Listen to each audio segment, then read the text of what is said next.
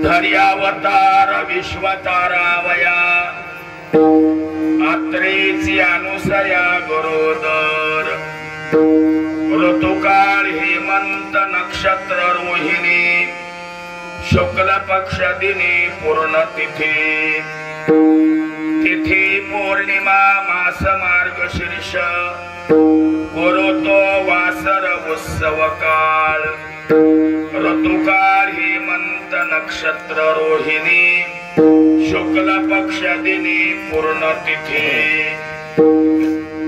एका जनार्दनी पूर्णावतार निर्गुण निराकार आकारले ऋतुकाळ हेमंत नक्षत्र रोहिणी शुक्ल पक्ष दिनी पूर्ण तिथी विठाला विठाला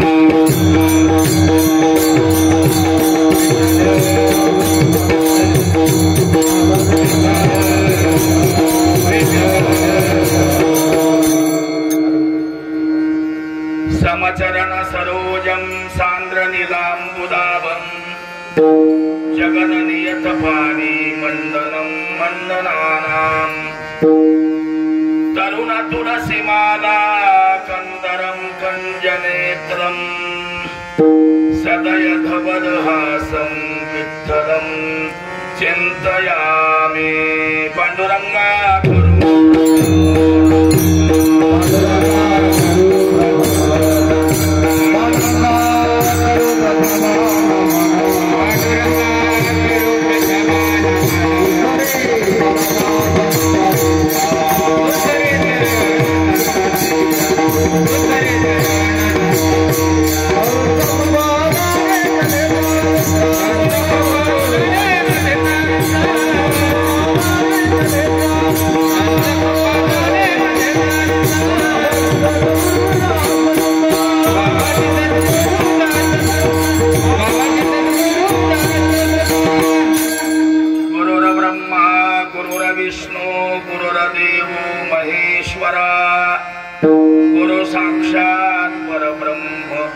तस्मै श्री गुरवे नमः जयांचे किरिया स्मरण होय सकल विद्यांचे अधिकरण तेची वंदू श्री चरण श्री गुरूंचे ते नमस्कार होनी आता ओम नमो ज्ञानेश्वरा करुणा करा दयाळा तुमचा अनुग्रह नादो पावन झालो चराचरी तीन सिरे सहा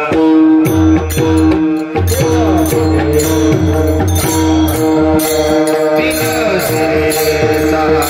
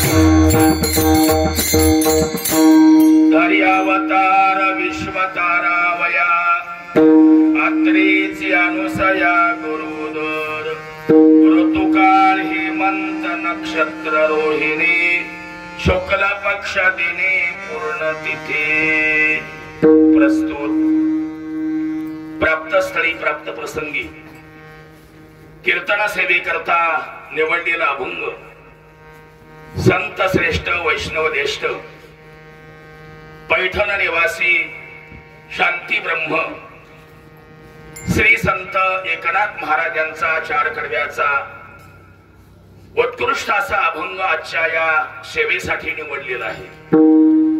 प्रस्तुत अभंगाच्या माध्यमातून नाथराय भगवान दत्तात्रयांच्या अवतार कार्याचं प्रयोजन सांगतात।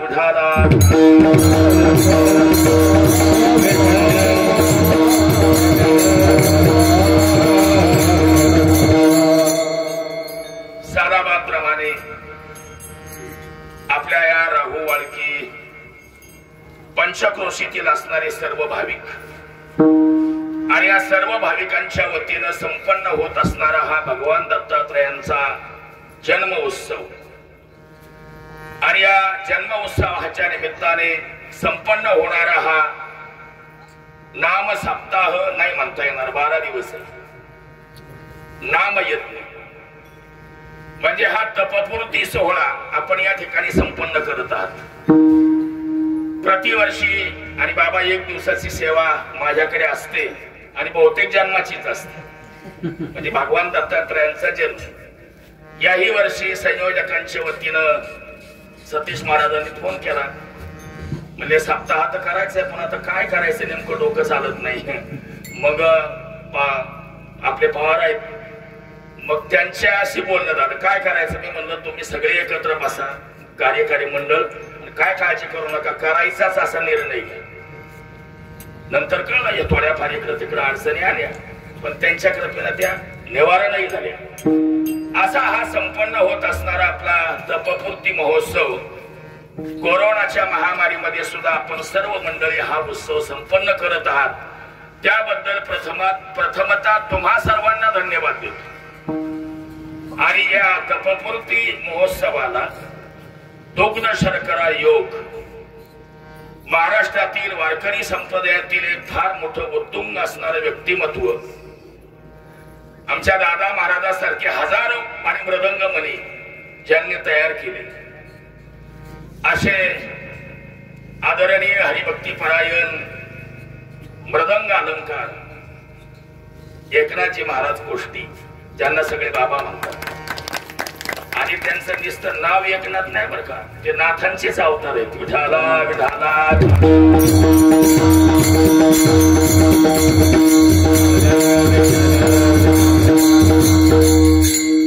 12 दिवसाची उपस्थिती आहे। एक दिवस ही माणसं मिळायला नाकी नव्हेत।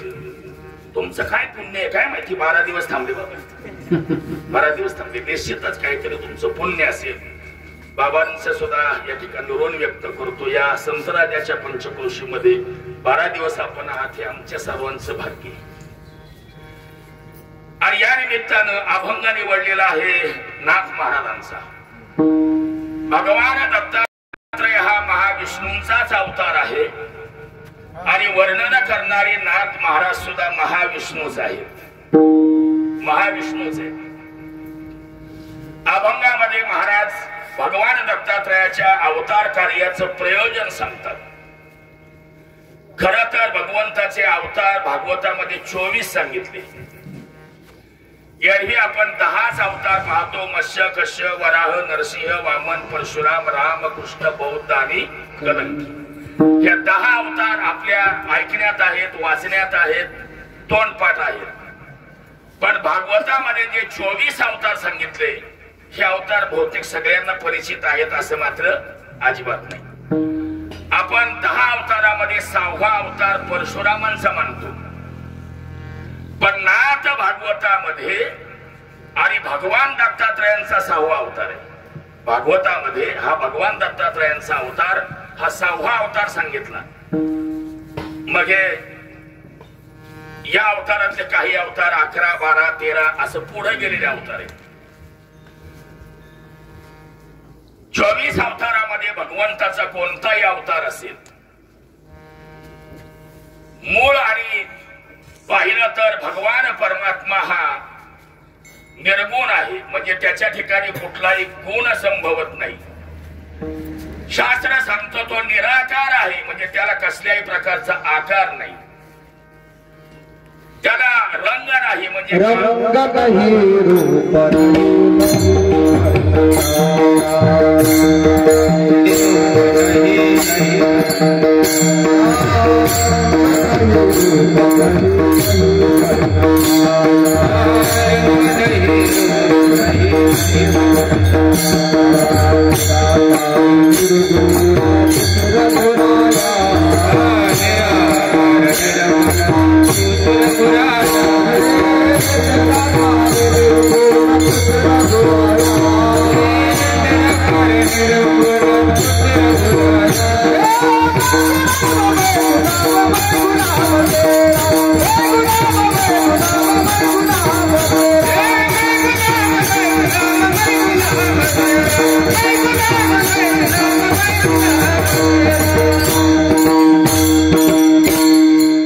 रंग नाही, रूप नाही, नाही वर्ण छाया, त्याला आकार नाही, त्याला रूप नाही, त्याला काळा गोरा ठेंगणा खोजा असं काहीच नाही, त्याची छाया नाही, म्हणजे त्याची सावलीही पडत नाही, आमच्या वर्णाचा त्याला वर्णही संभवत नाही।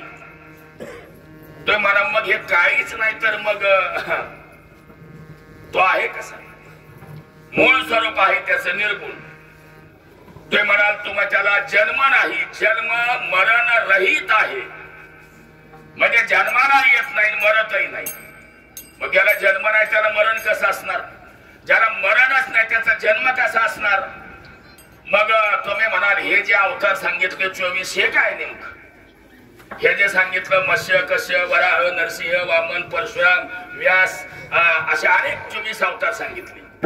बौद्ध कलंकी हे नेमकं काय आहे? महाराज हे त्याचे जन्म नाहीत, हे त्याचे जन्म नाहीत, हे त्याचे अवतार आहेत. योगा परत्वे जसा जसा प्रसंग निर्माण होईल तशा तशा पद्धतीने घेतलेले अवतार आहेत. निर्गुण स्वरूपामध्ये असणारा परमात्मा सुद्धा सर्व सत्ताधीश आहे. सर्व सत्ताधीश आहे. या जगाची उत्पत्ती, स्थिती आणि लय या तीनही गोष्टी त्याच्या स्वाधीन आहेत, त्याच्या हातात आहेत. तरी सांगपा अर्जुना तुझ पासोनी स्थिती या त्रिभुवना, तरी हे अनादि विश्व रचना लटिके काही. या सगळ्या विश्वाची रचना करणारा मी आहे, मी आहे. सांग ना अर्जुना. मग तुला वाटते ते खरं नाही. मारणारा मी आणि ते मरणार हे खरं नाही. हे सगळं त्याच्या हातात आहे. ज्ञानोबा आहे काही ओव्या आणि भगवंताच्या मुखामध्ये घालतायत. म्या बोलविल्या वेद बोले, म्या चालविल्या सूर्य चाले, म्या हलविल्या प्राण हले, जो जगाते चालिता. अर्जुना, अरे जरा वेद म्हणतात ना, वेद माझ्या आज्ञेशिवाय बोलत नाही. माझी आज्ञा झाल्यावरच वेद बोलतो. मग वेद जर त्याच्या आज्ञेनं बोलतो तर आपण किस बेडके पत्ते नाही का? त्याची आज्ञा झाली की मग आपली देव आज्ञा, त्याने आज्ञा दिली की देव आज्ञा. आपण फक्त लिहायचं देव आज्ञा झाली, देव आज्ञा नाही, काही लय्यम आज्ञा आहे. सगळ्यांना देव आज्ञा होत नाही. त्याच्या सत्तेशिवाय वेद बोलत नाही. सूर्य उगवतो महाराज, हा सुद्धा त्याचा आदेश आहे. म्या चालविल्या सूर्य चाले, तुझ्या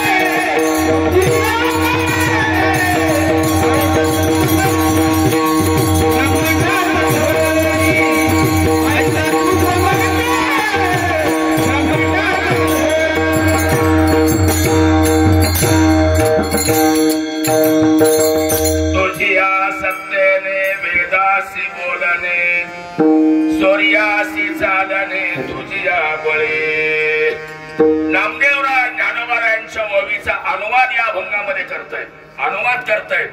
त्याच्या सत्तेनं आणि वेद बोलतो, त्याच्या सत्तेनं सूर्य उगवतो. महाराज सूर्य उगवलाच नाही. सूर्याला जर आज्ञा दिली नाही भगवंताने, काय होईल आपलं? बात्या बोल होईल, बात्या बोल. सोमवारही कळायचं नाही, रविवारही कळायचं नाही, तारीखही कळायची नाही, तिथी बी कळायची नाही. कोणत्या तिथीला लग्न, कोणत्या तिथीला लावायचं ती बी कळायचं नाही. दिवस उगवल्याशिवाय तिथी, वार, तारखा आणि महाराज त्याच्यावर सगळं अवलंबून आहे. हे त्याच्या सत्तेनं होत आहे, त्याच्या सत्तेनं सूर्य उगवतो.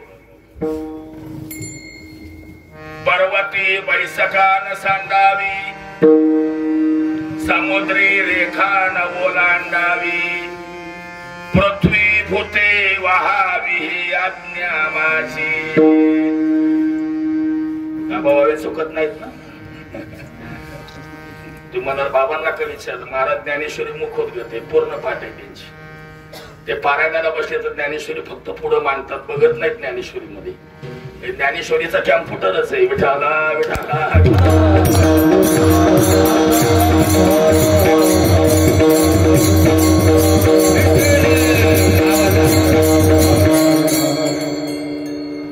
माझा फार जुना संबंध आहे. त्यामुळं आधी जवळचं नातं आहे. असं दादा महाराजांचे गुरु आहेत, म्हणजे आमचं मित्रत्वाचं नातं आहे. आपल्या भागातले बरेच विद्यार्थी त्यांच्याकडे श्रीराम महाराज, महेंद्र महाराज, नवले असे बरेच विद्यार्थी बाबांच्या आपल्या संस्थेत तिथं असताना तयार झाले. त्याच्यामुळं आम्ही त्यांच्या समोर बोलताना ओळ्या म्हणताना आम्हाला काय तशी भीती वाटत नाही. नाही का, जवळचं नातं, सुसंवाद आहे. हे नवीन गडी तिकडे बघायचंच नाही, त्यांच्याकडे बघणारच नाही. एक तर वाजवण्याची भीती, त्यांचं वाजवलं म्हणजे समोरच्याला घाम फोडायचं काम. त्याच्यामुळं अधिकारी माणसे, वारकरी संप्रदायात अशी माणसं फार कमी आहेत महाराज, तुलनेनं फार कमी आहेत.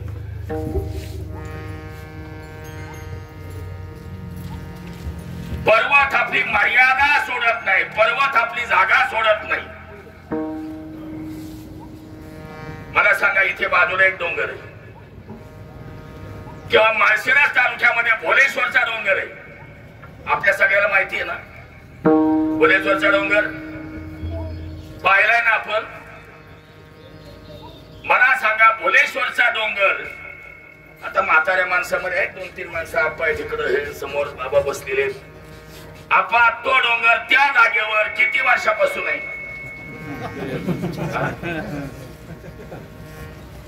ते म्हणतात मी पाहतोय तेव्हापासून आहे.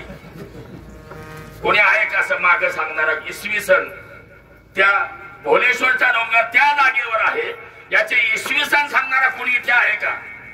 कोणीच नाही, कोणीच नाही. कधी तिथे बसला हे सांगणारा कोणीच नाही. मला सांगा, आपण पाहिल्यापासून कोणी 50 वर्ष झालं असेल पाहिलेला, कोणी 70 वर्ष झालं असेल पाहिलेला. आपण तो पाणी भोलेश्वरचा डोंगर पाहिल्याच्या नंतर यवतच्या बाजूला किती मैल आला? यवतच्या बाजूला किती मैल आला? आलाच नाही, आलाच नाही, आलाच नाही. कोणाचं नियंत्रण आहे त्याच्यावर? कोणाचं नियंत्रण आहे त्याच्यावर? त्याच्या जर असं मनात आलं भोलेश्वरच्या डोंगराला मराईचं संगमावर आंघोळ करायला, भोलेश्वरचा डोंगर म्हणला, भोलेश्वर महाराज म्हणले चला डोंगरासहित जायचं संगमेश्वरला, संगमावर आंघोळ करायला. तिथून जर तो पायी नाही करा तर मधल्यांचं काय होईल? सपाटीकरण होईल ना मधल्याच, बघायला सुद्धा राहायचे नाहीत. महाराज कोणाचं नियंत्रण आहे त्याच्यावर? भगवान म्हणतात, पर्वती बैसकान सांडावी आज्ञा माझी, माझी आज्ञा आहे, माझं नियंत्रण आहे. समुद्राने आपली मर्यादा सोडायची नाही. समुद्र आपल्या मर्यादेत राहतो. झालत मागे एकदा तुसनामी झालते नाही एकदा, केलंही लांब झाली आपल्या तिकडे, पार भारताच्या टोकावरच झाली तिकडे, रामेश्वर कन्याकुमारी त्या बाजूला झाली. पण मुंबईचा असणारा समुद्र, अरबी समुद्र मुंबईचा असणारा, तुम्हाला मला यायचे पुण्याला, अन्यकाला मुंबई हायवेने काय होईल? सांगा ना जागेत काय होईल? काय होईल? काहीच राहायचं नाही. देवात एकाची नाही व्हायची, पुण्यापर्यंत सगळेच होईल. आणि तो कोण आपल्या तुम्ही जात येईल थोडा नाही का? काय मग का मर्यादा सोडत नाही तो? समुद्री रेखा न ओलांडावी आज्ञा माझी, माझी आज्ञा. आणि अत्यंत महत्वाचा एक मुद्दा सांगून जातो. आपण ज्या पृथ्वीवर बसलेलो आहोत, ही पृथ्वी कधीपासून आहे? मानवानी शतरूपा तेव्हापासून आहे. मला सांगा, या देशाला स्वातंत्र्य मिळालं 15 ऑगस्ट 1947 साली. त्यावेळेला या भारत देशाची लोकसंख्या किती होती?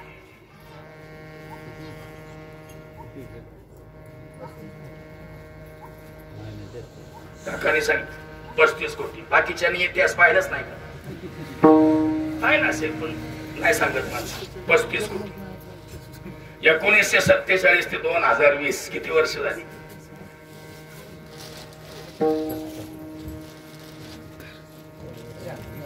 73 वर्ष आता लोकसंख्या किती आहे या देशाची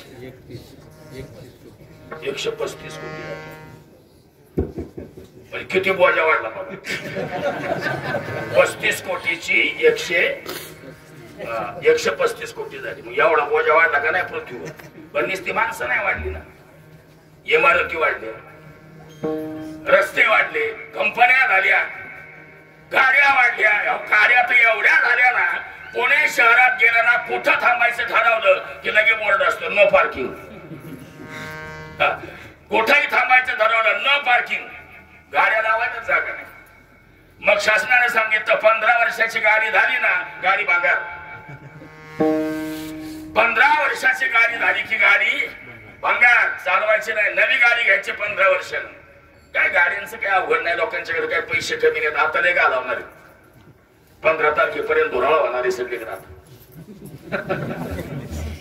नाही का पैशाच काय अवघड नाही लोकांना गाड्या घेता येतील 15 वर्षाच्या नंतर पण अडचण अशी माणसं नाही झाली 15 वर्षानं गाडी आणि भांगार 70 वर्षाचा म्हातारा झाला म्हातारा भांगारात जमा करायचा माणसांचं काय करायचं महाराज गाड्या बिड्यांचं ठीक आहे गाड्या नव्या घेता येतील बंगले बांधता येतील सगळं होईल पण माणसाचं काय महाराज एवढा मोठा बोजा वाढला अजूनही पृथ्वी स्थिर आहे अजूनही स्थिर आहे मला सांगा एक दिवस जरी पृथ्वीनं असं ठरवलं मी घेते डुकली असा झटका जरी दिला ना तर किल्लारी पाहिजे काय जातं किल्लारीला फार वाटोळ झालं किल्लारीचं काय राहिलं नाही महाराज ही एवढा मोठा बोजा सहन करते पृथ्वी आणि कोणाचं बळ आहे तिला पृथ्वी होते वाहावी ही आज्ञा माझी महाराज वेद बोलतो माझ्या आज्ञेनं सूर्य उगवतो माझ्या आज्ञेनं पर्वत मर्यादा ठेवतो ही माझी आज्ञा आहे समुद्र रेखा ओलांडत नाही ही माझी आज्ञा आहे पृथ्वी भार सहन करते हे माझं नियंत्रण आहे कोणाशी शंका घेईल मग एवढं जर त्याचं नियंत्रण आहे तर भक्तांचा संभाळ आणि दुर्जनांचा संहार करण्यासाठी त्याला अवतार घ्यायची काय गरज आहे अवतार घ्यायची काय गरज आहे तिथं राहूनच काम करायचं त्याने कशाला अवतार घ्यायचं कशाला रामन कृष्णन काय गरज आहे तिथं राहूनच काम करायचं श्रीमंत माणूस पुण्यात राहतो आणि शेती कुठं करतो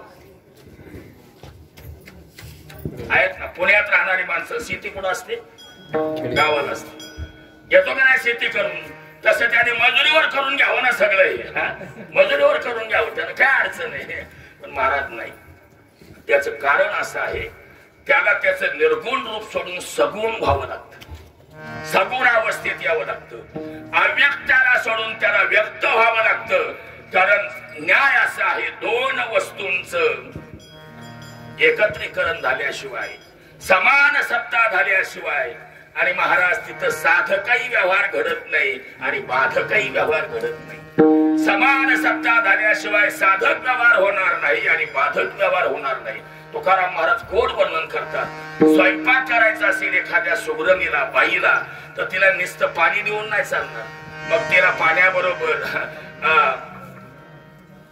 धान्य द्यावं लागेल पाणी धान्य दिलं तिला सांगितलं कर स्वयंपाक गॅस आलाच नाही अजून कर बिगर गॅसचा सरपण सगळं वर झालेलं आहे सरपणही नाही मग कर स्वयंपाक तुकाराम महाराज म्हणतात उदक अग्नी धान्य उदक अग्नि धान्य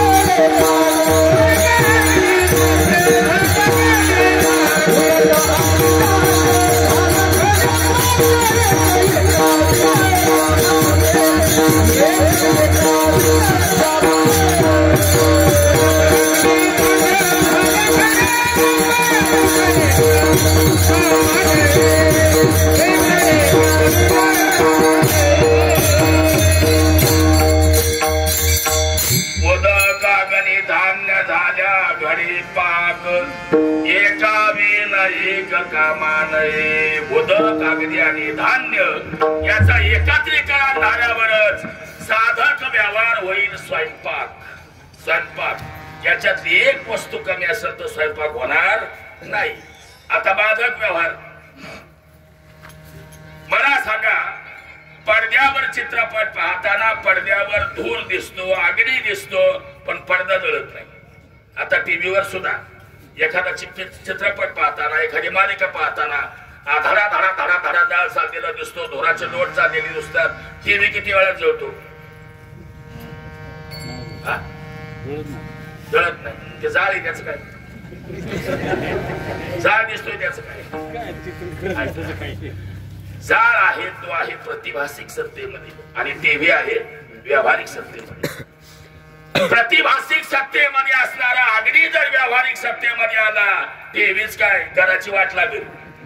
घराची वाट लागेल. म्हणजे बाधक व्यवहार होण्यासाठी सुद्धा समान सत्तेची गरज आहे. सत्ता सत्ता सत्ता सत्ता सत्ता सत्ता म्हटलं की आपल्या डोळ्यासमोर येतं ग्रामपंचायत, पंचायत समिती, जिल्हा परिषद, विधानसभा, लोकसभा. आपल्या डोळ्यासमोर एवढ्या सत्ता आहेत. पण याच्यापेक्षा शास्त्राने वेगळ्या सत्ता सांगितल्या. एक आहे व्यावहारिक सत्ता, एक आहे प्रतिभासिक सत्ता आणि एक आहे परमार्थिक सत्ता. सत्तेचे प्रकार 3 आहेत. एक एक वाक्यात त्याचा विचार आपल्या समोर मांडतो. ज्या सत्तेचं अस्तित्व व्यवहारापुरतच आहे, तो व्यवहार झाला की त्या सत्तेचं अस्तित्व नष्ट होतं, संपलं जातं. त्याला म्हणावं व्यावहारिक सत्ता. कसं बघ, शाळेमध्ये दिवसभरामध्ये आणि वेगवेगळे तास असतात. मराठीचा तास, इतिहासाचा तास, भूगोलाचा तास, विज्ञानाचा तास, भूमितीचा तास आणि सगळ्यात शेवटी संध्याकाळी असतो तो पेटीचा. म्हणजे हे वाजवायची पेटी नाही, त्याला शाळेच्या भाषेत खेळाचा तास म्हणतात. खेळाच्या तासाला शाळेमध्ये काय म्हणतात? पेटीचा तास. त्या तासामध्ये, त्या खेळाच्या तासामध्ये साधारण 150-200 विद्यार्थी ग्राउंडवर असतात. त्या ग्राउंडवर असतात आणि त्या खेळाचा असणारा शिक्षक एकदा त्या ग्राउंडवर आला आणि त्यानं सुरुवात केली ना, आल्याबरोबर बघा काय सत्ता आहे त्या शिक्षकाची. त्या ग्राउंडवर त्या वेळेला त्या शिक्षकाची सत्ता किती आहे बघा. त्याने फक्त बोलायचं सावधान, लगेच सावधान. विश्राम, लगेच विश्राम. दाहिने मोड, बाळे मोड, पिछे मोड, आगे मोड. फक्त त्याने बोलायचं. तिकडं फटा फटा फटा फटा त्या 200 मुलांच्या आणि त्या क्रिया चालू असतात. काय जबरदस्त सत्ता. एका माणसाची त्या 200 मुलावर सत्ता आहे महाराज. आणि 5 वाजता शाळा सुटली आणि गुरुजी घरी आली. इथं कोणी गुरुजी असले तर सोडू.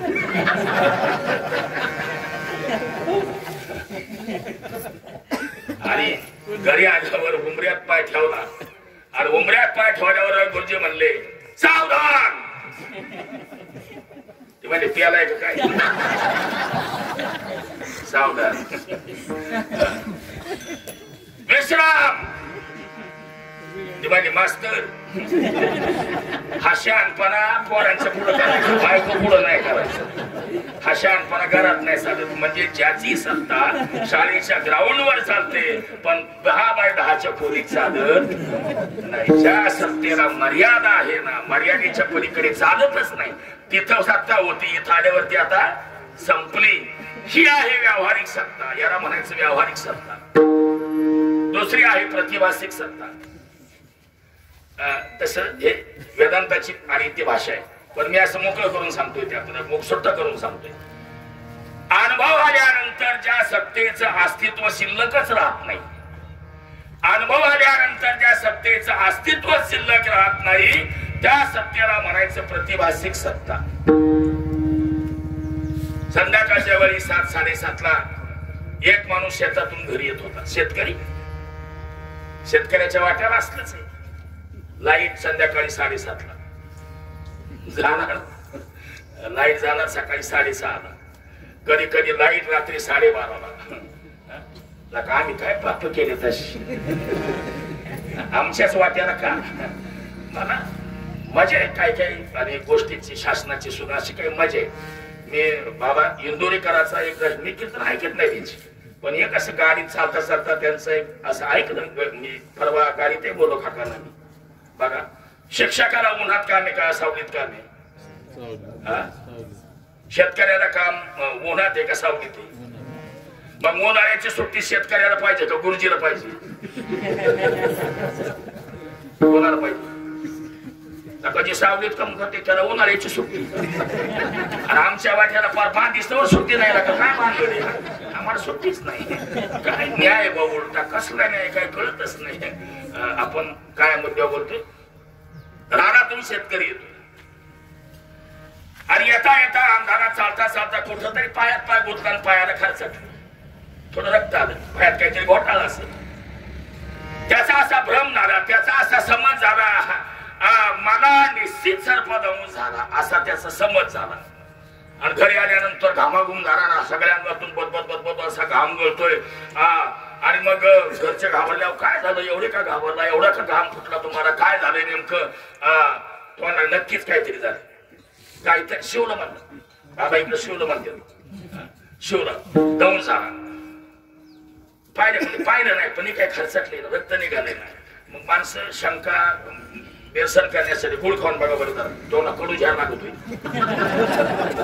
मिरच्या दिल्या दोन मला लय गोड लागत म्हणजे मग नक्कीच नक्कीच नक्कीच जाऊ. 10-15 पोरं गावातली निघाली, काठ्या बिट्या घेतल्या, बॅटऱ्या घेतल्या चार्जिंगच्या, गोटे बिटे घेतले. म्हणजे चला कुठं झालंय सांगा, कुठं झालंय सांगा. आणि ज्या ठिकाणी याला झालं त्या ठिकाणी गेले, तिथं पाहिलं कासरा तुटलेला होता एवढा, हातभर कासऱ्याचा तुकडा तुटून पडलेला होता आणि तो पायात गोतला याची. लोक म्हणजे काय पावलं ठेराव तुम्ही, हे तुटलेला कासऱ्याचा तुकडा आहे, साप नाही. तेव्हा मला काय माहिती कासरा आहे म्हणून झाला ना गडी नीट. मला सांगा ती दोरी सर्प होती, ती दोरी सर्प होती पण कुठपर्यंत. दोरी सर्प होती कुठपर्यंत, जोपर्यंत प्रकाशामध्ये पाहिली नाही तोपर्यंत. आणि आता पाहिलं अरे ही आणि सर्प नाही, हे काय आहे या दोरीवर आहे. म्हणजे दोरीवर असणारी सर्पाची सत्ता अनुभव आल्याबरोबर नष्ट झाली. किरणू तरी कापडाचे लहरी येताती साचे. कापडाचा आहे ते, पण त्याच्यावर भ्रम झाला की हा सर्प आहे, ते कापड आहे. पण एकदा अनुभव आला की ज्या सत्तेचं अस्तित्व टिकतच नाही, तिला म्हणायचं प्रतिवासिक सत्ता. आणि तिसरी आहे परमार्थिक सत्ता. महाराज भूत भविष्य आणि वर्तमान या तीनही काळामध्ये ज्या सत्तेचा बाधच होत नाही, नष्ट होत नाही, तिला म्हणायचं परमार्थिक सत्ता. परमार्थिक सत्ता. नैनम छिंदन्ति शस्त्राणि नैनम दहति पावका न चैनं क्रीडयन्ति चापो न शोचयति मारुता. अशी सत्ता आहे ती फक्त परमात्म्याची सत्ता आहे. मग त्या सत्तेमध्ये असणारा परमात्मा हा भक्तांचं रक्षण करण्यासाठी, दुर्जनांचा संहार करण्यासाठी तो परमात्मा व्यावहारिक सत्तेमध्ये येतो. आपली परमार्थिक सत्ता सोडतो आणि व्यावहारिक सत्तेमध्ये तो येतो, भक्ताच्या रक्षणासाठी अवतार घेतो. भगवान दत्तात्रयाच्या अवतार कार्याचं सुद्धा हेच प्रयोजन आहे. भगवान परमात्म्यानं ब्रह्मदेवाला आज्ञा दिली जगताची निर्मिती करा, विश्वाची निर्मिती करा. आणि मग या विश्वाची निर्मिती करत असताना ब्रह्मदेवाने पहिले एक पुरुष निर्माण केला आणि एक स्त्री निर्माण केली.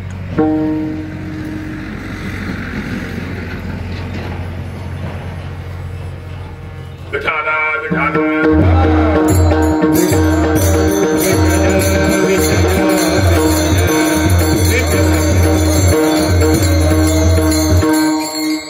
मनु नावाचा पुरुष निर्माण केला आणि शतरूपा नावाची स्त्री निर्माण केली. मनु हा राजा आहे त्या आणि संवत्सरातला तो मनु हा राजा आहे आणि शतरूपा त्याची राणी आहे. या मनु राजाला 3 मुली झाल्या आणि 2 मुलं झाली. आकृती, प्रसूती आणि देवहूती अशा 3 मुली झाल्या. राजा उत्तानपाद आणि प्रियव्रत अशी 2 मुलं झाली. 2 मुलींची लग्न झाली. आकृती, प्रसूती 2 मुलींची लग्न झाली. तिसरी आहे देवहूती. आता तिचं लग्न करायचं. कोणाला द्यायची, कोणाला द्यायची, कोणाला द्यायची, याच्या योग्य वर कोणता आहे, हा नेमका जोडा कुठे चांगला होईल हा विचार करत असताना महर्षी नारद एक दिवस मनुराजाकडे आले. म्हणजे ही मुलगी आता लग्नाच्या वयात आली, हिचं लग्न करायचंय, पण कोणाला द्यायची. नारदानं सांगितलं एक नवरदेव आहे. म्हणजे कोण? कर्दम नावाचे मुनी आहेत, कर्दम नावाचे ऋषी आहेत. त्या कर्दमांनाही तुमची मुलगी द्या. आता तो तर कडे 1000 वर्ष तपश्चर्या केलेला महात्मा ऋषी कर्दम, 1000 वर्ष तपश्चर्या केलेली, आणि तो कसा लग्नाला तयार होईल? तो कशाला सारी संसाराच्या बंधनात अडकेल, विवाहाच्या बंधनात कशाला अडकतील कर्दम ऋषी?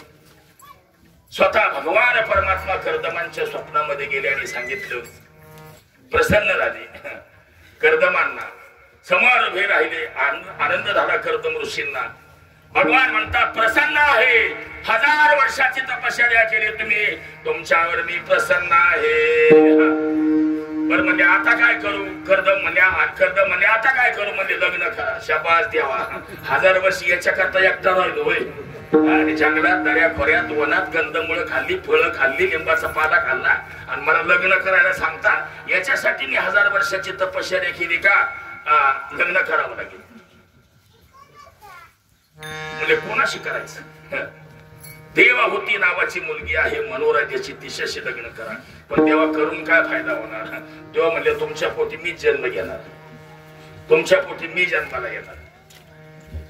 ते म्हणजे असं असलं तर मग जमन, हा व्यवहार फायद्याचा आहे नाही का? तुम्ही माझ्या पोटी जन्माला येत असेल तर या विवाहाला आणि विवाह बंधनाला मी तयार आहे. तिकडे भगवान मनूच्या स्वप्नामध्ये गेले आणि दुसऱ्या दिवशी मनू राजा आणि शतरूपा नावाची राणी कर्दम मुनीच्या आश्रमात आली. राजा हा सामान्य नसतो बा. प्रजेचं पालन करताय. राजा देवाचाच अंश आहे. मला वाटतं गीतेमध्ये नराणाम च नरादीपम, पक्षामध्ये गरुड मी आहे, सर्पामध्ये वासुकी नावाचा सर्प मी आहे, 12 महिन्यामध्ये मार्गशीर्ष नावाचा महिना मी आहे. भगवान विभूती सांगतात. आपल्या विभूती सांगताना म्हणतात मार्गशीर्ष महिना म्हणजे मी आहे, वासुकी नावाचा सर्प म्हणजे मी आहे, पक्षामध्ये गरुड मी आहे, वृक्षामध्ये पिंपळ मी आहे. तसं माणसामध्ये नराणाम च नरादीपम, माणसामध्ये राजा म्हणजे मी आहे. राजाला असं इतकं काय कोणी बावलट समजायचं नाही. राजा कोणी बी होत नाही, तो देवाचाच अवतार असतो, त्यालाच राजा होता येतो.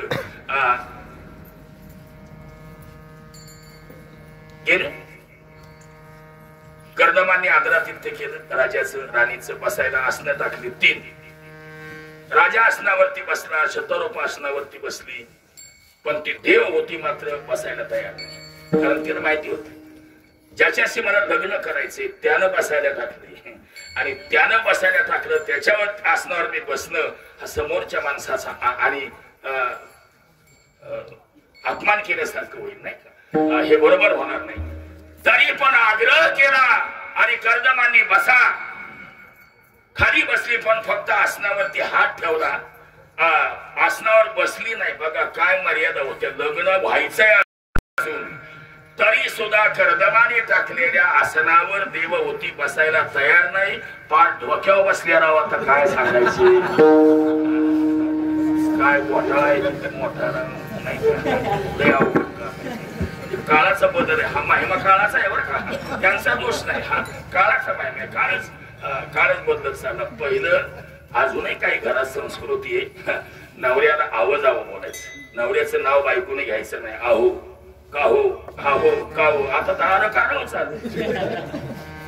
अरे कारवा टीव्हीच्या मालिका पाहून फार माणसं बिघडली, फार बिघडली माणसं. आता ती संस्कृती बदलत चालली सगळी. आणि मग बोला चाल झाली. राजाने विनंती केली, माझ्या मुलीचा स्वीकार करा, पाणी ग्रहण करा. कर्दमानं सांगितलं, ठीक आहे तुमच्या मुलीशी लग्न करीन, पण लग्न झाल्यावर लगेच संन्यास घेणार. काय म्हणले? लगेच संन्यास घेणार. मनोराजा म्हणाला, काही लग्नातच घटस्फोट मागत अजून तर लग्न व्हायचंय आणि आधीच घटस्फोट मागत आहे, असं कसं? मग मुलीला विचारलं, देव होतील असा नवरा तुला चालेल का? तो म्हणजे चालेल. असाच निस्पृह, असाच असणारा त्यागी, विषयाला तिळांजली दिलेला असाच पती मला हवा आहे. पण एक माझी अट आहे. तिनं कर्दमानं सांगितलं. ते म्हणजे काय अट आहे?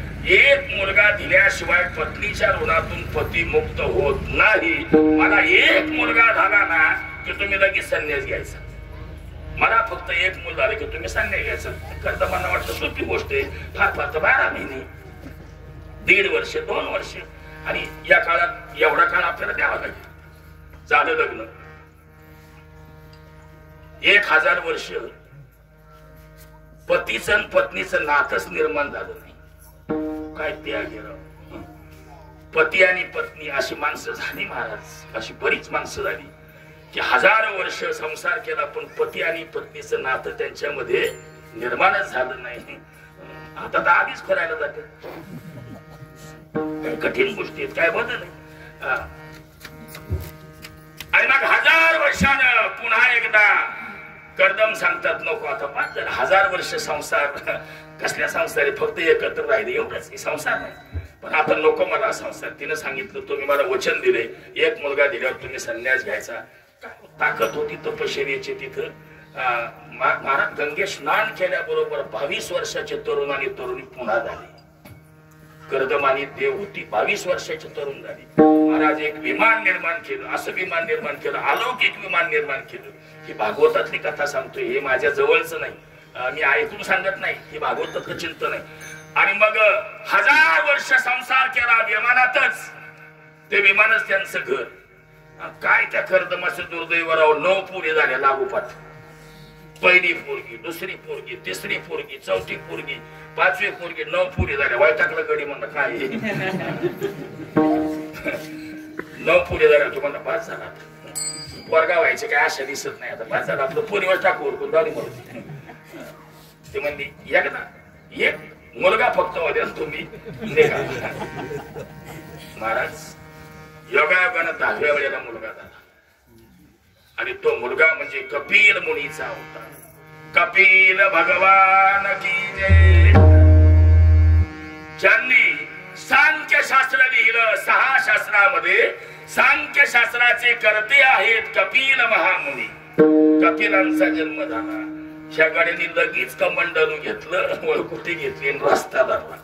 त्यांना माहिती होतं तुम्हाला 9 पोरींचं काय. त्यांना माहिती होतं आता जगाचाच बाप इथं आलाय, आता त्या बापाला थांबायची काय गरज आहे. पोरीच्या बापाने त्या 9 मुली 9 ऋषींना दिल्या. वशिष्ठांना दिली एक मुलगी, त्याच्यानंतर आत्रींना दिली एक मुलगी. वेगवेगळ्या ऋषींना 9 मुली दिल्या. आत्री नावाची मुलगी आहे, अनुसया नावाची मुलगी 9 मुलीमध्ये ती मुलगी आत्री नावाच्या ऋषींना दिली. मला इथं येण्यासाठी एवढं मागचं पुढे करी माग सगळं सांगत यावं लागलं. आत्रींना दिली. आणि ही अनुसया नावाची मुलगी, महाराज मुली म्हणजे काय सामान्य नाही. त्या 9 मुली नवविधा भक्ती होत्या. श्रवणम, कीर्तनम,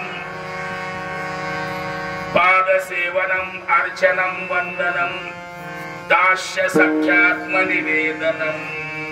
9 प्रकारच्या भक्ती होत्या नाही का. श्रवण, कीर्तन, अशा 9 प्रकारच्या त्या भक्ती होत्या. अनुसया. आणि आता आत्रीला दिल्यानंतर आत्री आणि अनुसयाचा संसार त्या ठिकाणी सुरू झाला. महान पतिव्रता आहे आणि ही आत्रींची पत्नी अनुसया. आश्रम होता तो. आश्रमामध्ये रोज भंडारा असायचा. भात आमटीचा असा भंडारा चालायचा, जसं आपल्या नारायणपूरला वगैरे चालतो. लोक गेले की दुसरं काय नाही, फक्त आमटी आणि भात. मग 25 पोती 50 पोती काय लागेल तो भात, तसा तिथे भंडारा चालायचा आत्रींच्या आश्रमात. पण तिथून तांदूळ दुकानातून मागवला जात नव्हता. तांदूळ सकाळी पेरायचा आणि संध्याकाळी इकून फिरत जायचं आणि तिकून साडी काढत यायचं. तिकून आलेल्या साडी काढायची आणि त्याचा भात करायचा. मला जादूची ताकद येते, ऋषींची ताकद येते. म्हणजे इकून पेरत जाणं तिकून काढत येणं सोपी गोष्ट नाही. आपण पेरल्याला उगवायचंच नाही. इतके तर हात चांगले आहेत आपले. काही काही माणसांचे हात, काही लोकांचे चांगले आहेत, काही काही माणसांच्या हात इतके दरिंद्री आहेत ना, त्या हाताला यशच नसतं काही लोकांच्या हाताला. एक माणूस भाजीपाला नाही बाजारात घ्या, सकाळी सकाळी घ्या आणि एका भाजी विकणाऱ्या बाईच्या तिथे गेला दुकानावर आणि वांग्याच्या पाटीत हात मला सांगा वांगी कशी दिली. ती बाई म्हणजे 70 रुपये. त्याला एवढी महाग असतात काय? 70 रुपये कुठं वांग असते काय? जरा काही कमी बिमी करा ना. किती कमी करायचं म्हणला 30 द्या. म्हणजे बाबा सकाळच्या पारी आल्या बाबाच्या टायमाला 70 रुपयाची वांगी 30 रुपयाने मागतो. तो म्हणला बाई तुम्हाला माहिती नाही आपल्या हातात काय पावर आहे.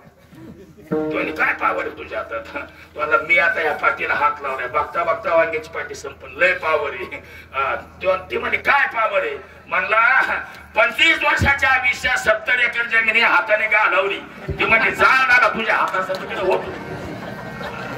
काय काय माणसांचे हात इतके दरिंद्री असतात माणस, काय असली असतात माणस.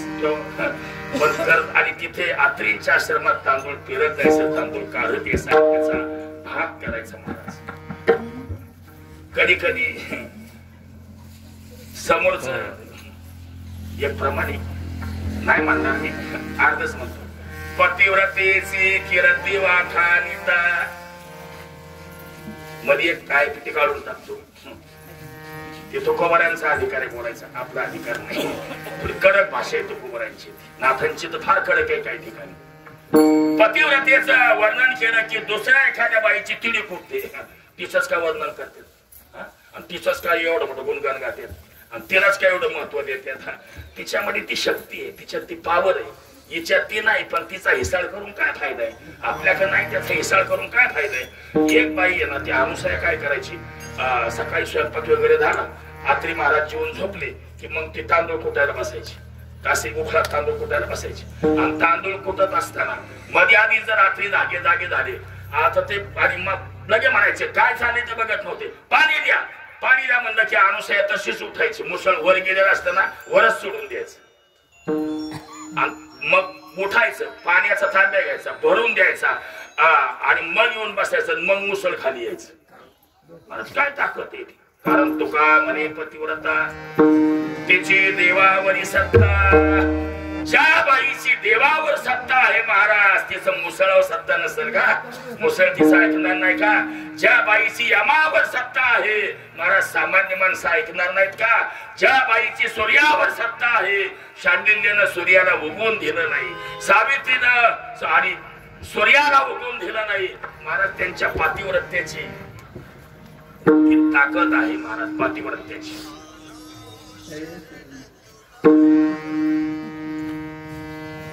हे पाहिल्या का बाईनी? पुन्हा अनुसयाला देऊन दे बाई हे कस काय झालं?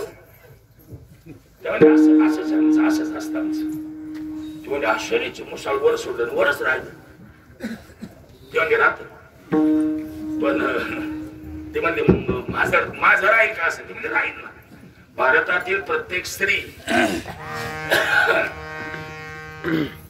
की नारी की निंदा मत करो, नारी रतन की खान. जिस नारी से पैदा हुए भीष्म प्रल्हाद हनुमान. आणि नारी शक्ती म्हणजे काय सामान्य नाही. तुला काय जमणार नाही, तुलाही जमेल ना. ते म्हणजे बर काय हरकत नाही. घरी गेली पण म्हणजे काय करावं लागेल? नवऱ्याची सेवा, आपल्या मालकाची सेवा. मालकाला पाहिजे तेव्हा जे मागेल ते द्यायचं, हातपाय दाबायचे मालकाची, त्याची सगळी सेवा करायची, बाकीच काही करायचं नाही. त्याच्यातच हे सगळं प्राप्त होत. घरी गेली, बाजार भरून आणला, मालकाला संध्याकाळी सांगितलं आज कुठं बाहेर बिहेर फिरायचं नाही, आज घरी झोपायचं.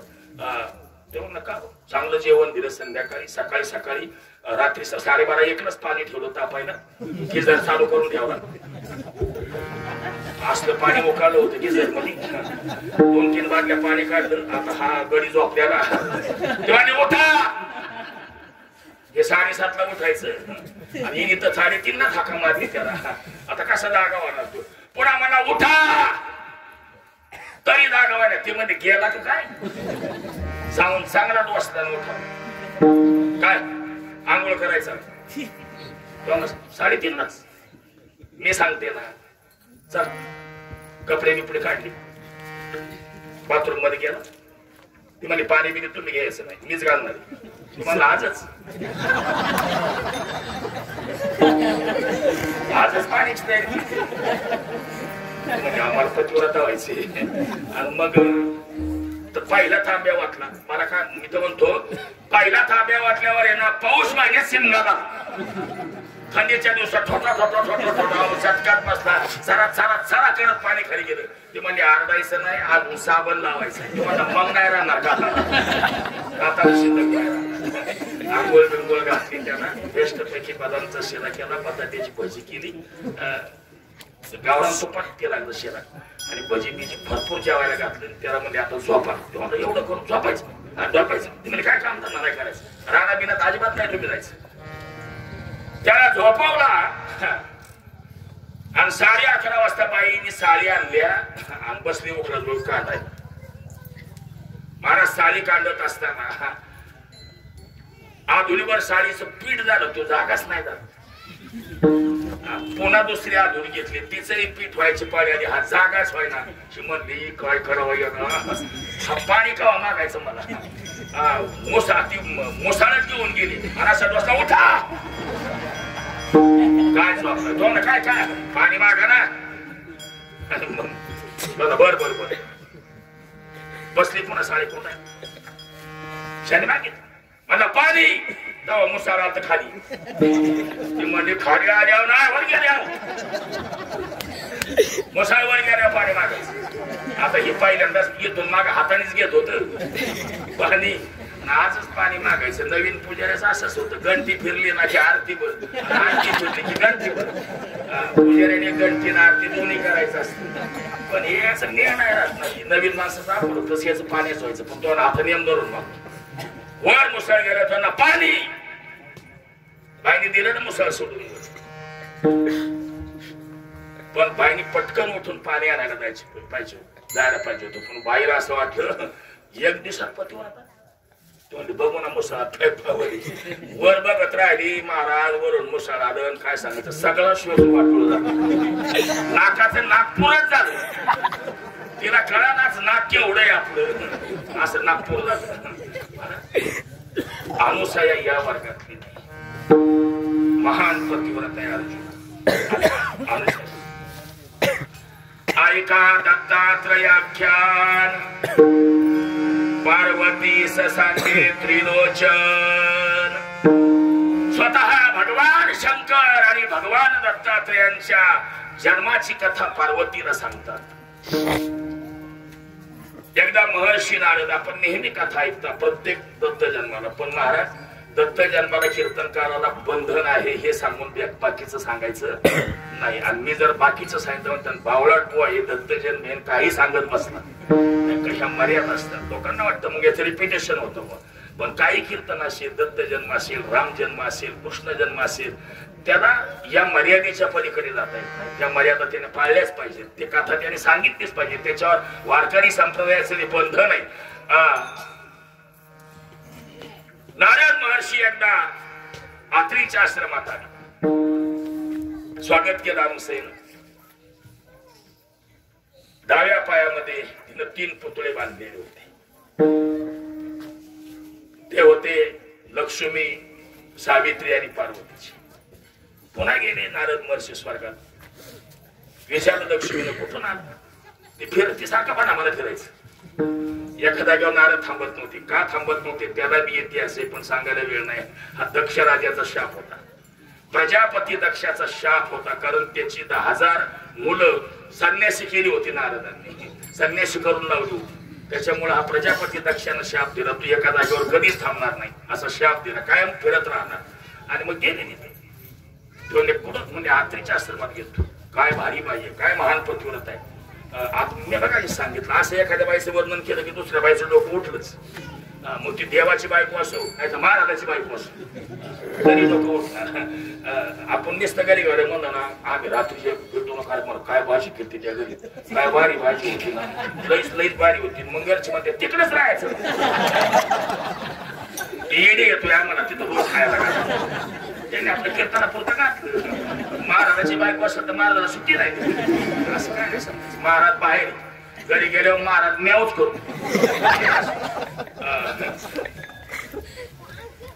तेव्हा इतकी भारी हा लय भारी.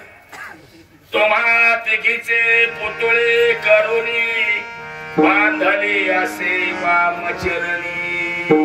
नाथराय आणि हे कथा दत्तात्रयांच्या जन्माची कथा नाथांच्या भागवत नाथांच्या गाथ्यामध्ये आली. तुमच्या तिघीचे पुतळे करून पायामध्ये बांधले. फार राग आला लक्ष्मीला. धातडीची बैठक लक्ष्मी पार्वती आणि सावित्री. मृत्यू लोकातील एक सामान्य बाई आपल्या देवश्रियांचा अपमान करते, पुतळे करून पायात बांधते. तिचं पातिव्रत्यास हरण करायचं. तिघीचं घडलं पण म्हणजे कस काय करायचं. त्या तिघींनी ठरवलं आपण नाही जायचं. म्हणजे मग कोण जाणार. म्हणजे आपले प्रतिनिधी पाठवायचे. म्हणजे कोण प्रतिनिधी पाठवायचे. आपल्या घरचेच पाठवायचे आपापले नवरे. तिघींनी ते घरा सांगायचं तुम्ही त्या अनुसयीचं सत्व हरण करायला जा. लक्ष्मीने विष्णूला सांगते, सावित्री ब्रह्मदेवाला सांगते आणि पार्वती भगवान शंकराला सांगते मृत्यू लोकात जा आणि अनुसयीचं पातिव्रत्य हरण करा. या ते गाई म्हणजे कशाला चांगली बाई पतिव्रत आहे. एका ऋषीची पत्नी आहे, सात्विक आहे बिचारी, सत्वगुण संपन्न आहे, साध्वी आहे. अरे तिला कशाला त्रास देतात. ते म्हणजे याला का गोडीत जायचंय का कस काय नसं तुम्हाला जाता येत ना. तुकड्याची सुई करा संध्याकाळी. मग हा मनानेच करतोय त्याला नाही का. ती आज्ञा म्हणजे नाही ग्रह खाता येते नाही का. आपल्या घरातलं ग्रह खाता येते. ती घरी तयार झाली. आत्रीच्या आश्रमात आले. वेश बदलून आली. संन्यासाचा वेश घेऊन आली. भिक्षाम देही. तीन साधू दारामध्ये आलेले पाहिल्यावर अनुसया नतमस्तक झाली. बोला काय करू. तिघांनी सांगितलं आम्हाला जेवायचं. म्हणजे याच्यासारखं भाग्य कोणते. तुम्ही जर जेवायचं म्हणत असाल, अरे साधू महात्मा आपल्या घरी जर जेवायचं आणि म्हणत असेल तर याच्यासारखं सौभाग्य कोणतं आहे महाराज. ते म्हणजे लगेच स्वयंपाकाची तयारी करते. पण ते म्हणजे तसं नाही जेवणार. एक अट्ट आहे आमची. काय अट्ट आहे. जेवण वाढताना अंगावर वस्त्र ठेवायचं नाही. नग्न अवस्थेमध्ये भोजन घालायचं. हे तिने बी गडीत बिघडली होती. कोणाचं ऐकून बिघडलं.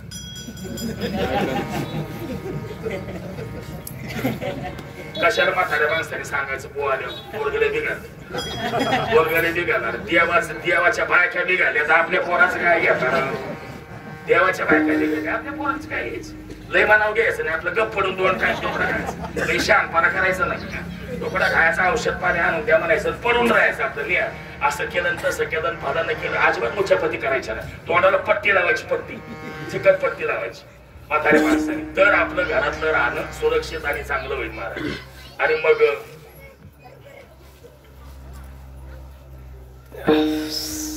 ठीक आहे काय करायचं. अनुसयाने सांगितलं आत्रीला. त्यांनी ओळखलं महाराज नेमके कोण आहे. देव घरा आला भक्ती सन्माने पूजिला. आणि हे देवच आहेत. त्यांनी ओळखलं होतं. आत्रीने सांगितलं काही काळजी करू नको महाराज. कमंडलू मध्ये असणारं पाणी अभिमंत्रित केलं आणि सांगितलं तिन्ही देवांच्या अंगावर शिंपड. ते पाणी तिघांच्या अंगावर टाकल्याबरोबर तेने देव ही झाली बाळे. लहान लहान बाळ झाली महाराज. 4-4, 6-6 महिन्याची बाळ झाली. मला सांगा आपल्या 4 महिन्याच्या बाळाला विवस्त्र अवस्थेमध्ये भोजन घालायला आईला काय लाज. कोणती आई लाजेल महाराज. आपल्या बाळाला अंगावर वस्त्र नसताना भोजन घालायला काय आईला लाज वाटणार आहे. आईचं आणि मुलाचं प्रेम नातं याच्या इतकं श्रेष्ठ नातं या जगात दुसरं कोणतं नाही महाराज. इतकं मोठं आणि पवित्र नातं या जगात दुसरं कोणतं नाही महाराज. आणि मग तेही देवाचा तेही पाळण्यात टाकते.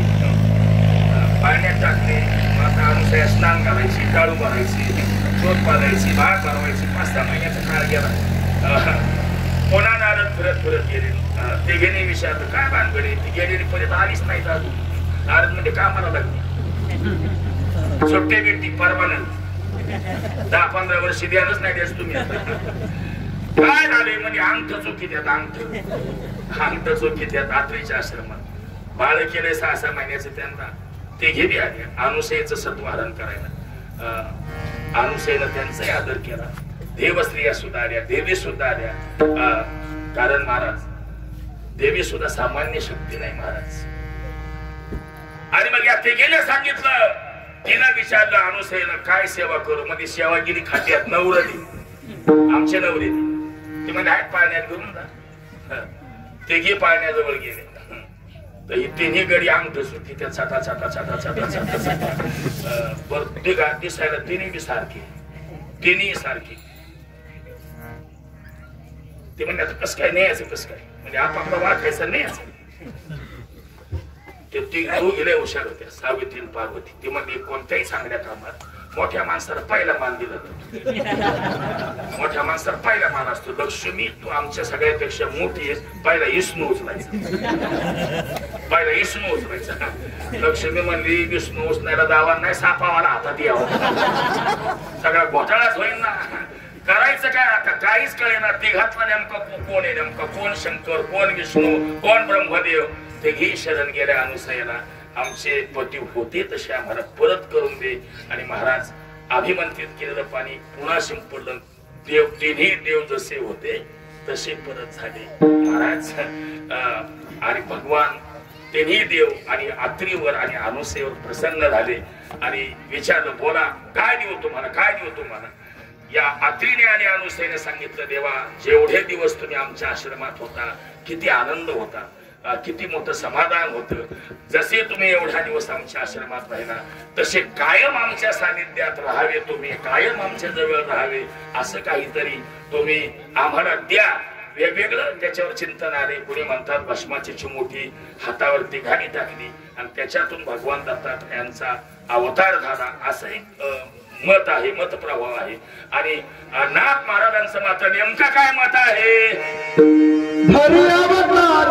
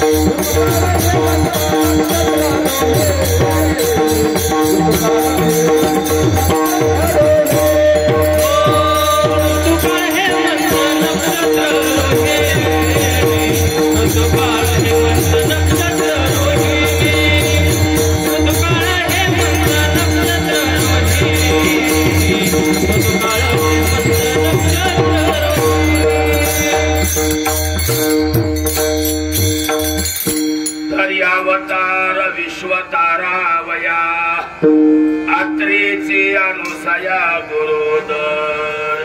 नाथ महाराज म्हणतात त्या विश्वाला तारण्याकरता, या विश्वाचा उद्धार करण्याकरता आणि भगवान दत्तात्रयानं अत्रीच्या आणि अनुसयेच्या उदरी हा अवतार घेतला. मी सांगितलं भागवतामध्ये आणि महर्षी व्यासांनी हा 6वा अवतार सांगितला. 24 अवतारातला कितवा अवतार सांगितला? 24 अवतार. आता संपलायचं. 6वा अवतार सांगितला. उमेश महाराज काय 10-5 मिनिटं पुढे गेलं तर काय होत, कारण दत्त जन्माची वेळ काय अशी नेमकी नाही. कुणी दुपारी 12:30ला करते, कुणी संध्याकाळी 6:30ला करतात, कुणी रात्री 12लाच करतात. आता गुन्हाटला रात्री 12ला करतात. आपल्या जवळ गुन्हाट तिकडे खाली देवगडला वगैरे रात्रीचा जन्म करतात. अशा त्याच्या पद्धतीप्रमाणे करतात. 4-2 मिनिटं मागं पुढे फार काही तसं होत नाही. दर्यावतार विश्वतारा वया अत्रीची अनुसया गुरुदर. महान ऋषी असणारी अत्री आणि महान पतिव्रता असणारी अनुसया यांच्या आणि आश्रमामध्ये, पण महाराज योनीतून नाही बर का, आयोनी संभव, यवनीतून नाही, आयोनी संभव अशा प्रकारचा अवतार घेतला. काळ कोणता होता? ऋतुकाळ हेमंत. हेमंत ऋतू होता. नक्षत्र रोहिणी होत आणि तिथी काय? शुक्ल पक्ष दिनी पूर्ण तिथी. 15 तिथी मध्ये जी पूर्ण तिथी आहे त्या तिथीला पूर्ण म्हणजे तिथी पौर्णिमा, मार्गशीर्ष महिन्यातली पौर्णिमा. मास मार्गशीर्ष, मार्गशीर्ष महिना होता. काळ गोरोतो वासर उत्सव काळ. ज्यावेळी अवतीर्ण झाले तो उत्सव काळ होता. अशा पद्धतीनं भगवान दत्तात्रयांचा हा अवतार आणि या भूतलावर झाला. विठोबार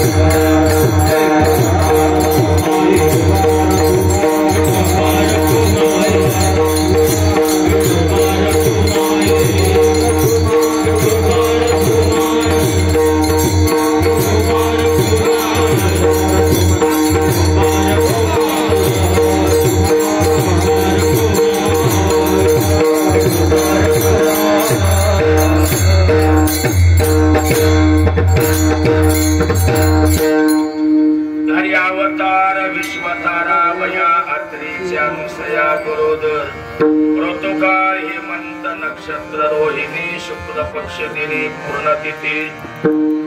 लय फोटो बिटो काढू नका मोबाईलला. काढलं तर आमच्या घरी नका सोड. आता आमच्या घरी म्हणतात काय भानगडी आश्रम बांधून आलाय, कोण आमच्या तुकड्याची पंचायत करतात.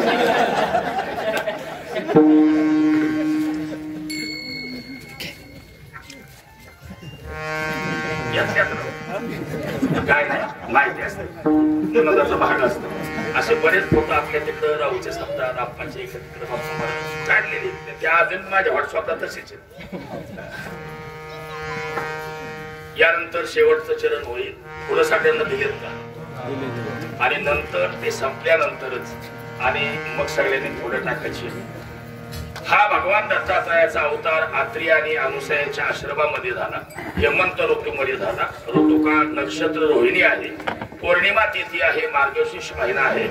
काही लोकांनी खावनाथ महाराज हा जो भगवान दत्तात्रयाचा अवतार आहे कारण अवतारामध्ये प्रकार आहेत. अंश अंशांश आवेश कला पूर्ण आणि परिपूर्ण 6 भेद आहेत त्याच्यामध्ये. अंश अंशांश आवेश कला पूर्ण आणि परिपूर्ण.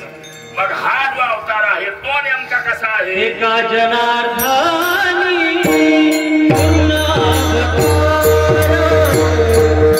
एका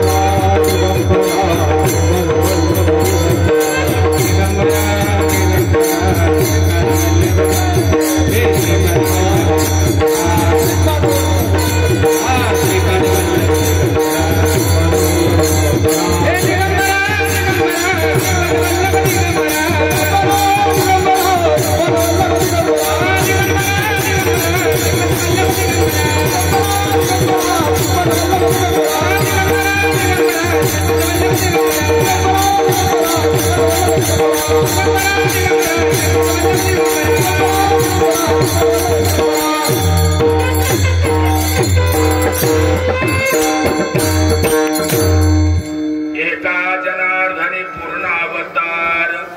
निर्गुण निराकार आकार रे ज्ञानेश्वर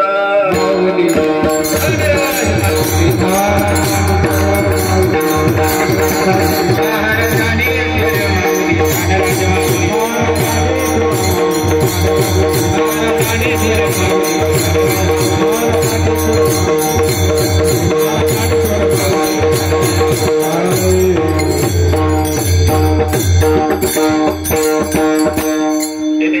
जनार्दनी पूर्णावतार निर्गुण निराकार अकार रे ऋतुकाळ हेमंत नक्षत्र रोहिणी शुक्ल पक्ष दिनी पूर्ण तिथी यथामती यथावकाश मर्यादित वेळेमध्ये या अभंगाचं चिंतन भगवान दत्तात्रयांचं आणि आख्यान आपल्या समोर मांडण्याचा प्रयत्न केला. ती मांडत असताना सर्व गुणीजन असणारे आमचे महाराज मंडळी, कारण याच्यात बहुतेक सगळे महाराजच येतात. सगळ्यांची नावं सांगत नाही बापू महाराज सतीश महाराज आता, कारण मग नावं सांगायची म्हणजे पुन्हा वेळ जायला आपला. हे सर्व गुणीजन असणारे महाराज मंडळी आणि प्रामुख्यानं सुरुवातीला मी ज्यांचा नाम उल्लेख केला, महाराष्ट्रातील एक फार मोठं आध्यात्मिक क्षेत्रातलं ज्यांना आदरणीय असं व्यक्तिमत्व, वंदनीय असं व्यक्तिमत्व आहे ते आणि आदरणीय हरिभक्तीपरायण एकनाथजी महाराज गोष्टी बाबा, त्यांची इथे 12 दिवस उपस्थिती आहे.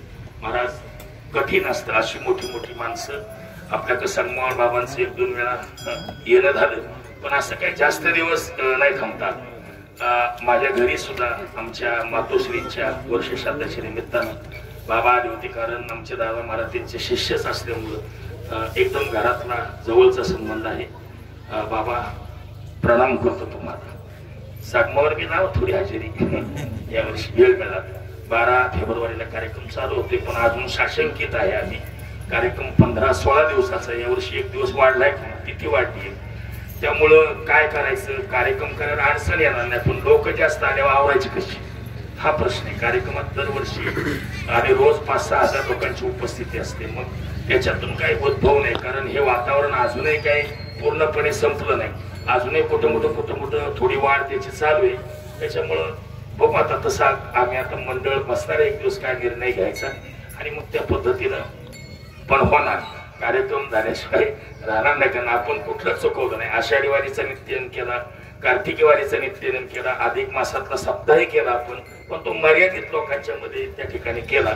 तर सप्ताह तसा करण्याची वेळ येऊ नये असं वाटतं, पण होईल, काही अडचण येणार नाही. म्हणून पुन्हा सर्वांना एकदा धन्यवाद देतो. या ठिकाणी या पंचक्रोशीमध्ये असणारी सगळी माणसं राहू वाळकी परिसरातील आहेत. त्याच्यामध्ये प्रामुख्यानं या मंदिराची आणि सुरुवात स्थापना त्यांच्यामुळे झाली ते पवार परिवार, पवार कुटुंब आणि मग बाकीचे सगळे असणारे. त्यानंतर या ठिकाणी शिंदे परिवार असेल, कुधळी परिवार असेल, जोंधळे जागीरदार परिवार असेल, थोरात परिवार असेल, अजूनही काही माणसं असतील. कोणाचं नाव तर नाही राहिलं नाही का, राहून जाते एखाद्या त्यामध्ये एखाद्याची. सगळी माणसं या सगळ्यांच्या आणि सहकार्यानं फार मोठ्या उत्साहाच्या वातावरणामध्ये हा कार्यक्रम चाललेला आहे. असाच अव्याहत चालत राहावा अशी भगवान दत्तात्रयाच्या चरणी तो. आणि तुम्ही आता तपपूर्ती केली, तुमचा रौप्य महोत्सव साजरा व्हावा अत्यंत चांगल्या पद्धतीने. आणि मग रौप्य महोत्सवाला सांगू सुवर्ण महोत्सव व्हावा, नाही का तवर राहिलो आम्ही तर सांगू शताब्दी व्हावी. कारण राणीची एवढी काही मोठी शाश्वती नाही. आता सुद्धा थोडा त्रास होतो, डावा पाय आणि भयंकर दुखतो, कंबर दुखते, थोडा त्रास येतो, पण चाललंय ट्रीटमेंट इकडं तिकडं. नंतर बसण्यापेक्षा म्हणजे आधीच बसते बरं ना आपलं कशाला. आणि काय होतं, उभं राहिलं जर इकडे तिकडे थोडा त्रास व्हायला लागला तर त्याचा परिणाम कार्यक्रम होतो, कार्यक्रमाकडे मन लागत नाही. आणि मग असं बसलं मग काय मनाने सरत नाही का, कुठं थोडाफार त्रास झाला की मग चित्त असं विचलित होत असते. म्हणून हे सगळे गुन्हे या ठिकाणी आहेत. वाळकी परिसरातले, राहू परिसरातले संतराज देवस्थानचे सचिव आहेत आमचे काका, पुन्हा इकडे मोहनराव आहेत, आप्पा असतातच दरवर्षी इकडे. आणि बाळासाहेब त्यांनी सकाळीच फोन केला की महाराज 4 ते 6 म्हणजे डोक्यात असेल त्याच काय. त्याच्यानंतर पप्पूचा फोन आला, सगळे मंडळी सतीश महाराजांचा फोन आला. सेवा घेतली की सेवा करायचीच, त्याच्यात काही अडचण नाही. तसं ते यावर्षी मला आग्रह करत होते काला करा, यातलं असतं तर चाललं असतं, पण माझ्या नंतर लक्षात आलं. पण काय हरकत नाही, कार्याचं कीर्तन ते काही भाग कमी नाही. स्वरभूषण बापू महाराजांचं या ठिकाणी कार्याचं कीर्तन आहे. उमेश महाराजांची केवढी सेवा आहे बघा, हे सगळं फुलाची सजावट करणं, कीर्तनकारांच्या समोर सगळं हे महाराज वातावरणात आणि स्फूर्ती निर्माण करणारे या सगळ्या गोष्टी. या निमित्तानं पुन्हा एकदा सर्वांना धन्यवाद देतो. कुणाचं नाव वगैरे घ्यायचं राहिलं असेल तर दिलगिरी व्यक्त करतो आणि शेवेला बरं देतो.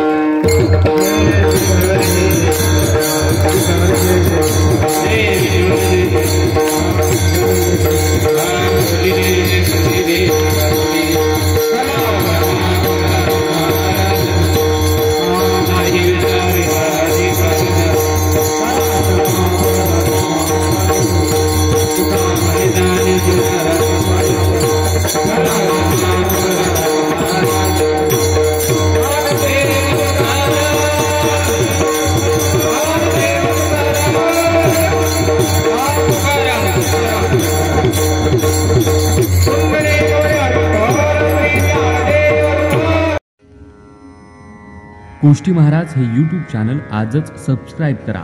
बेल आयकॉनवर क्लिक करा. शुद्ध सांप्रदायिक चाली, कीर्तनं, प्रवचनं, कथा, पारायणं असे वारकरी संप्रदायाशी संबंधित व्हिडिओ पहा.